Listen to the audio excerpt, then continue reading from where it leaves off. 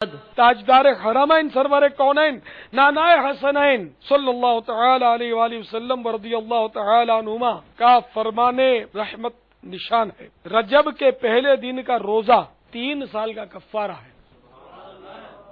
اور دوسرے دن کا روزہ 2 سالوں کا، اور تیسرے دن کا 1 سال کا کفارہ ہے۔ پھر ہر دن کا روزہ 1 ماہ کا کفارہ ہے۔ جنت کی ایک نہر کا نام رجب ہے، جس کا پانی دودھ سے زیادہ سفید، شہد سے زیادہ میٹھا اور برف سے زیادہ ٹھنڈا ہے۔ اس نہر سے وہی پیے گا جو رجب کے مہینے میں روزے رکھے گا۔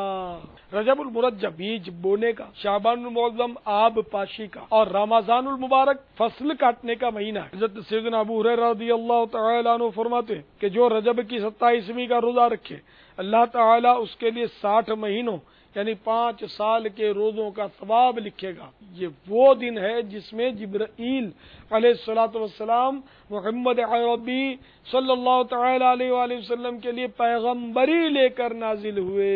آدم کا پتلا نہ بنا تھا جب بھی وہ دنیا میں نبی تھے، ہے ان سے آغاز رسالت صلی اللہ علیہ وسلم۔